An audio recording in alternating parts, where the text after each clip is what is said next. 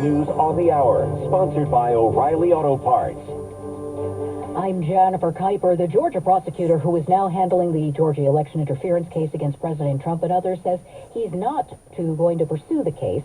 CBS's Jake Rosen says Pete Skandalakis stepped in to replace Fulton County District Attorney Fonnie Willis after she was disqualified from the case. He was the head of a Georgia Prosecutors Association. He said he was willing to do it after he couldn't find anybody else to take on this case. And in a memo today, they're saying Skandalakis, this new prosecutor, cites a lack of time and resources to take on this case, and also cites that President Trump, because he's currently sitting in the White House, could not actually be put on trial until at least 2029. The upper Midwest is getting the brunt of winter weather as millions are under winter storm warnings just as people travel for the Thanksgiving holiday. CBS News Minnesota reporter Jonah Kaplan. I-94, especially as you get into the northwestern part of the state, up towards Fargo, North Dakota. Also, you see so many jackknife trucks, about 25 to 30 of those, we understand from authorities. And there was even a stretch of about 60 miles of I-94 that was closed. The FAA says Chicago's O'Hare Airport is experiencing ground delays averaging 68 minutes due to weather. A fire in Hong Kong across 7 high-rise apartment buildings kills over a dozen people with hundreds potentially missing. BBC's Sean Ewan is there. It's a huge apartment complex. So we're looking at about 2,000 apartments with about 4,600 residents.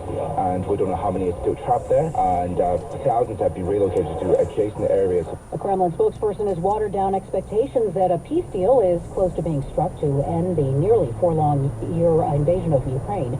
Helena Yevchenko, a member of Ukrainian parliament, says the negotiators are leaving Ukraine out of the process.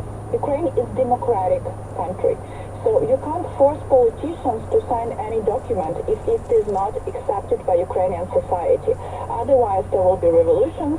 Otherwise, there will be a huge, consequences for all negotiators who are taking place. AI and Your Job, an MIT study found that artificial intelligence can already replace 11.7% of the U.S. workforce. According to a labor simulation tool called the Iceberg Index, AI can perform many of the same skills, saving as much as $1.2 trillion in wages. The researchers say the index isn't designed to predict exactly when or where jobs will be lost, but instead meant to give a snapshot of what today's AI systems can already do. Stacey Lynn, CBS News. Think O'Reilly Auto Parts for... Well, that's today's news.